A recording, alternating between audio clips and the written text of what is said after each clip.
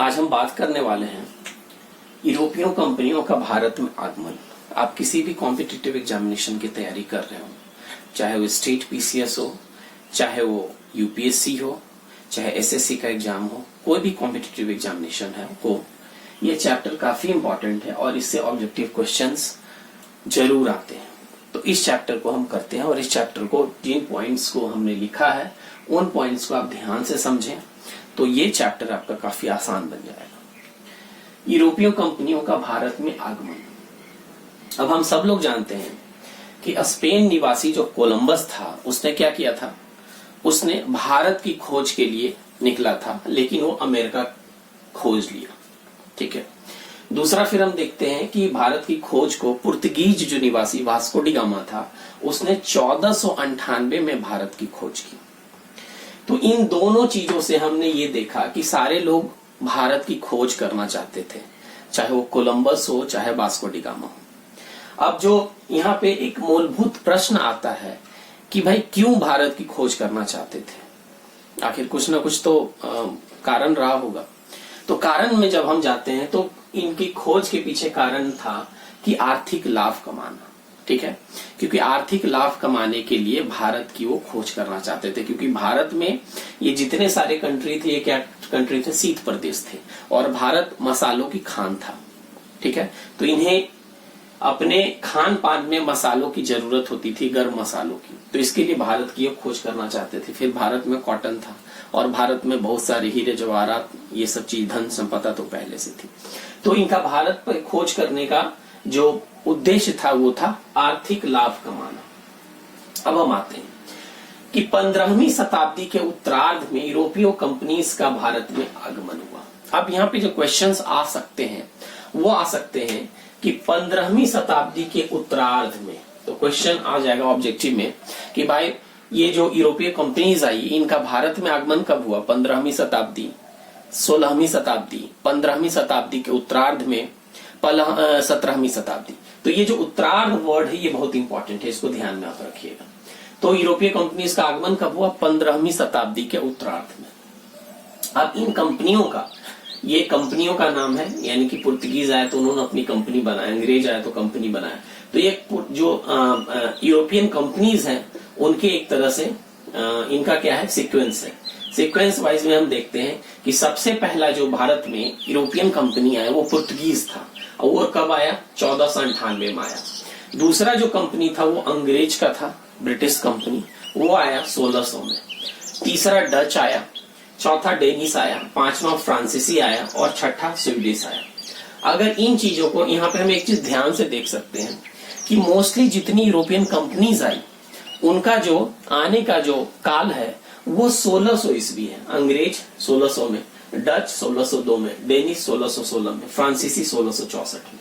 तो अगर आपको याद भी रखना हो तो ये आप याद रखना कि 6 कंपनियों में, 1 2 3 4 5 6 कंपनियों में 4 ऐसी कंपनियां थी जो 1600 ईस्वी में आई, 1600 में आई, 1600, 1602, 1600, 16, 1664। तो ऐसे याद रखना आपको आसान हो जाएगा। पहला कौन आया, पुर्तगीज आया। और भी अगर आपको ये पूरा सीक्वेंस याद करना है तो आप इसको आसानी से याद कर सकते हो, PEDDFS, जो कि याद करने का एक तरीका होता है जिससे आप आसानी से इसे याद कर सकते हो, PEDDFS। अब हम देखते हैं कि पुर्तगीज जो कंपनी आई, तो पुर्तगाल जब आया यहाँ पे, तो पुर्तगीज जब आए तो उसके जो आए उसके बारे में हम डिटेल से पुर्तगीज कंपनी के बारे में डिस्कस करते हैं। तो वास्को डी गामा जो है, अब्दुल मनीद एक गुजराती बंदा था ये। तो अब्दुल मनीद की सहायता से 17 मई 1498 ईस्वी को कालीकट कहाँ था, केरला में था, केरल में।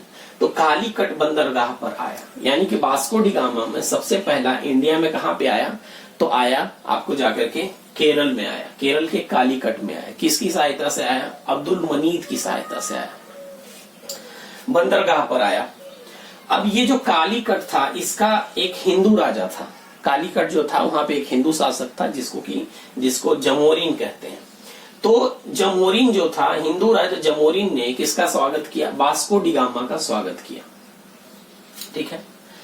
फिर दूसरा जो है फ्रांसिस्को डी अल्मीडा 1505 में प्रथम पुर्तगाली गवर्नर बना।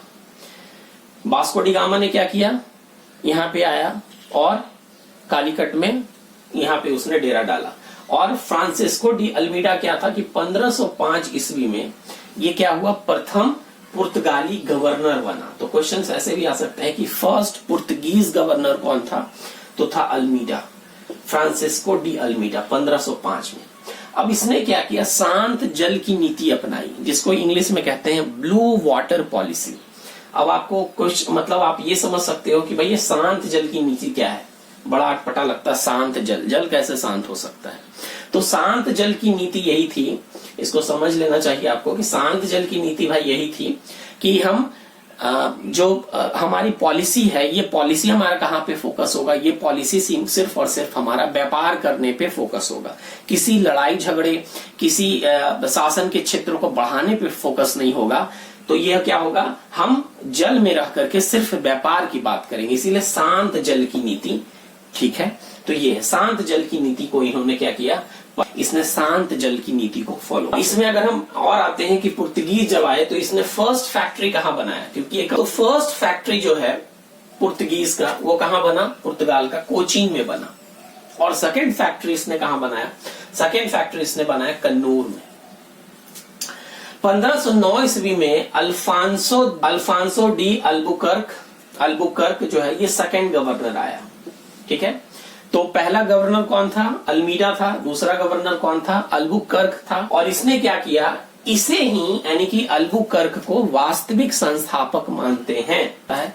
वो जो सेकेंड गवर्नर था अल्बुकर्क को माना जाता है। अब क्वेश्चंस आते हैं यहाँ पे, आप सोच सकते हो कि भाई पहला गवर्नर था अल्मीडा, ठीक है, और सेकेंड गवर्नर हुआ अल्बुकर्क, तो हम अल्बुकर्क को वास्तविक संस्थापक क्यों माने, अल्मीडा को क्यों नहीं माने, ये क्वेश्चंस आ सकते हैं, आपके दिमाग में आते होंगे। तो भाई ये जो सेकेंड गवर्नर था इसने क्या किया, वास्तविक संस्थापक इसलिए इसको माना जाता है क्योंकि इसने गोवा को जीता। गोवा को किससे जीता, गोवा का शासक था आदिल शाही सुल्तान। तो आदिल शाही सुल्तान से इसने गोवा को क्या किया, जीता, यानी कि गोवा को विजय किया। और फिर क्या हुआ, गोवा को विजय करके क्षेत्रीय पुर्तगाली साम्राज्य की स्थापना की। यानी कि जो पहला गवर्नर था अल्मीडा, उसने क्या किया था, शांत जल की नीति का पॉलिसी को अपनाया था, यानी कि कोई कब्जा नहीं करना, कोई लड़ाई झगड़ा नहीं करना। लेकिन इसने क्या किया, अल्बुकर्क ने क्या किया, इसने आदिल शाह से क्या किया, गोवा को जीता, और गोवा को जीत करके क्षेत्रीय पुर्तगाली साम्राज्य की स्थापना की। इसीलिए इसको अल्बुकर्क को क्या कहते हैं, वास्तविक पुर्तगाली साम्राज्य के संस्थापक इसे मानते हैं। फिर 1530 ईस्वी में क्या हुआ, नीनू डी कुन्हा, ठीक है, नीनू डी कुन्हा ने गोवा को राजधानी बनाया। यानी कि 1530 में जो तीसरा था नीनू डी कुन्हा ने ये क्या किया, इसने गोवा को राजधानी बनाया।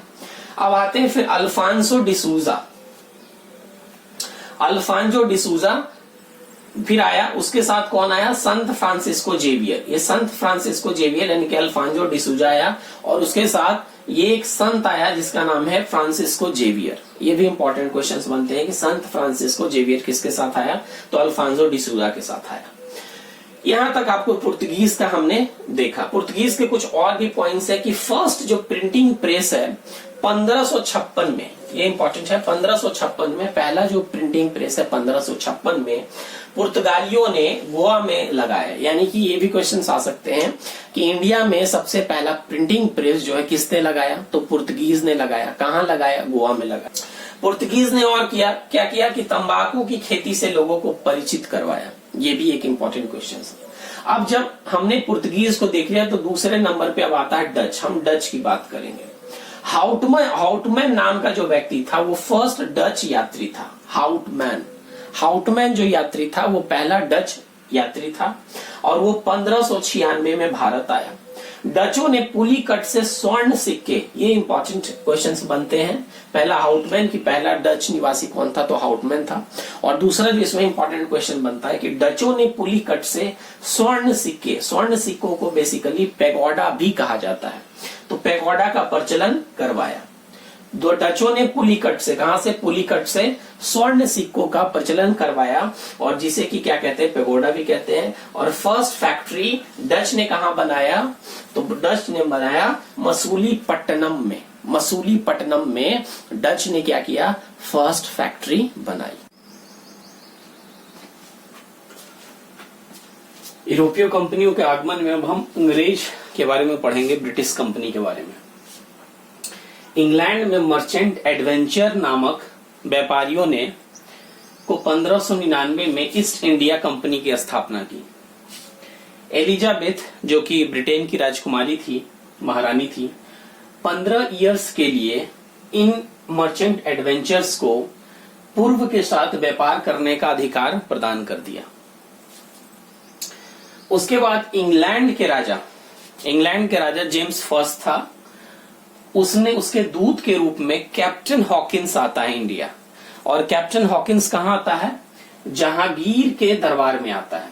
कैप्टन हॉकिंस हेक्टर नामक जहाज से सूरत आया, और सूरत आने के बाद क्या करता है, वो जहांगीर के आगरा दरबार में आता है, और आगरा दरबार में आकर के बादशाह से फारसी में बात करता है। यानी कि जहांगीर से वो फारसी में बात करता है। इससे जहांगीर प्रसन्न हो जाता है, और प्रसन्न होकर के उसे 400 मनसब और इंग्लिश खान की उपाधि प्रदान करता है। यानी कि जहांगीर ने उसे प्रसन्न होकर के इंग्लिश खान की उपाधि कैप्टन हॉकिंस को दे डाली। नेक्स्ट पॉइंट है कि इंग्लैंड के राजा फिर से जेम्स जो फर्स्ट था के दूत के रूप में सर टॉमस रो, यानी कि सर टॉमस जो रो है, ये आने वाला सेकेंड अंग्रेज था। पहला अंग्रेज कौन था, पहला अंग्रेज था कैप्टन हॉकिंस, और सर टॉमस रो है सेकेंड अंग्रेज। ये 1616 को अजमेर में जहांगीर के दरबार में आता है, और तो ये सेकेंड हो गया। गोलकुंडा के सुल्तान ने 1632 ईस्वी में अंग्रेजों को सुनहरा फरमान दिया। अब ये क्वेश्चन आता है कि भाई सुनहरा फरमान क्या है। तो सुनहरा फरमान एक पैक्ट था, एक अग्रीमेंट था, जिसके तहत 500 पैगोडा का मतलब स्वर्ण मुद्रा, 500 स्वर्ण मुद्रा सालाना देने पर व्यापार करने की आज्ञा प्राप्त कर ली गई गोलकुंडा में। इसके बाद पॉइंट आता है कि जॉब चार्नाक ने 3 गांव, आज का जो मॉडर्न कोलकाता जो देखते हैं, तो कोलकाता को 3 गांव यानी कि कालीकाता, गोविंदपुर और सुतानाती, इन तीनों को मिलाकर के कलकत्ता नाम से बनाया गया है। तो कलकत्ता शहर को किसने बनाया, तो जॉब चार्नाक ने। इस तरह से कुछ और पॉइंट्स हैं अंग्रेज कंपनी के, उसको हम देख सकते हैं।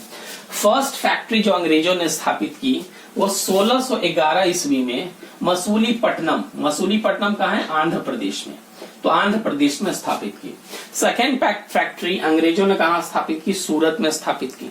अब इसमें एक क्वेश्चन आ सकता है, और जनरली आता है कि अंग्रेजों की पश्चिम भारत की फर्स्ट फैक्ट्री कहाँ थी। यहाँ पे ध्यान देना आप कि पश्चिम भारत पूछ रहा है, भारत नहीं पूछ रहा है। तो जब भी क्वेश्चन आता है कि अंग्रेजों की पश्चिम भारत की पहली कंपनी कहाँ थी, तो सूरत में थी। और अंग्रेजों की फर्स्ट फैक्ट्री इन इंडिया अगर आता है कि भारत में पहली फैक्ट्री कहाँ थी, तो मसूलीपट्टनम एपी में थी, आंध्र प्रदेश में थी। फिर अंग्रेजों ने कुछ फोर्ट भी बनाए, कुछ किले भी बनाए। सबसे जो फेमस किला, 2 किला था इनका, एक सेंट जॉर्ज किला था। जॉर्ज किला कहाँ था, तो मद्रास में अंग्रेज ने बनाया। विलियम एक फोर्ट विलियम किला था, तो यह कहां पे बनाया, ये कोलकाता में बनाया। फिर एक अंग्रेज से रिलेटेड और है, अंग्रेज की पुर्तगाली राजकुमारी का विवाह अंग्रेज यानी कि ब्रिटिश जो राजा था चार्ल्स सेकंड से हो गया।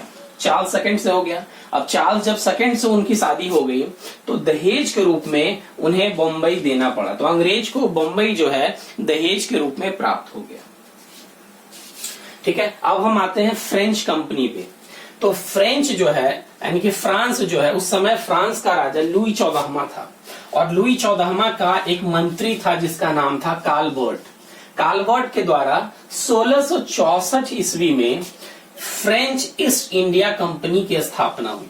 यानी कि फ्रेंच ईस्ट इंडिया कंपनी की स्थापना कब हुई, तो ये हुई है 1664 में। 1742 में डुप्ले जो है फ्रांस के तरफ से यानी कि फ्रेंच गवर्नर बना डुप्ले, और भारत में फ्रांसीसी साम्राज्य को स्थापित करना चाहता था। डुप्ले का सपना क्या था कि भारत में फ्रांसीसी साम्राज्य को स्थापित करना चाहता था। लेकिन उस समय फ्रांस से पहले कौन आया था? तो अंग्रेज आया था।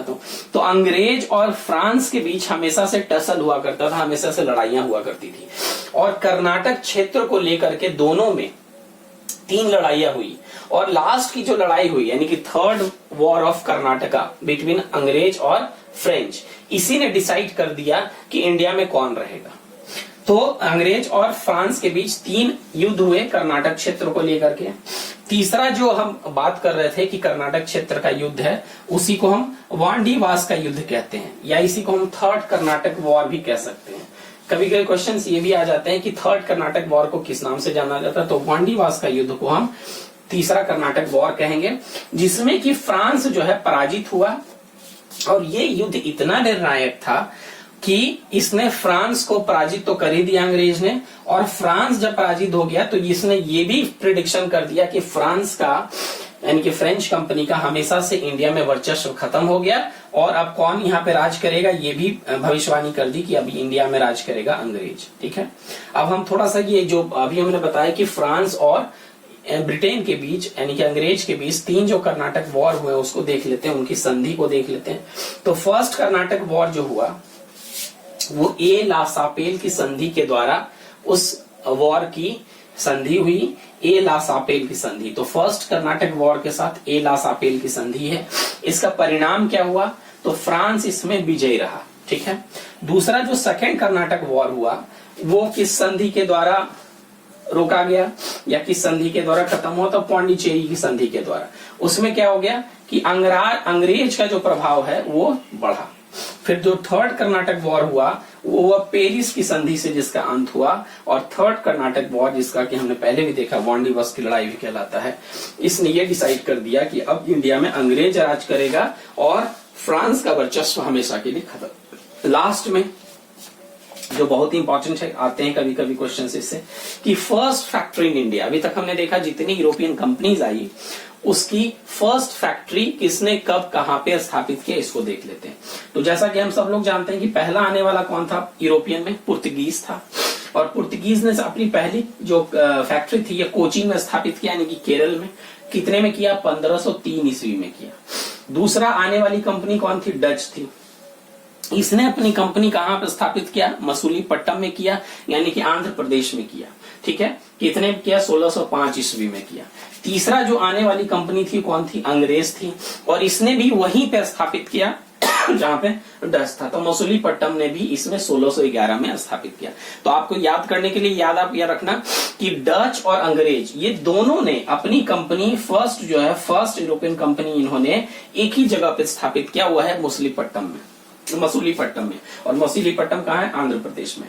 फिर इसके बाद डेनिस है। डेनिस ने कहा किया? ट्रावनकोर यानी कि तंजौर में किया है 1620 में। और लास्ट में जो है फ्रांस ने किया है, ये कहां पे किया है? सूरत में किया है, और 1668 यानी कि 1668 में।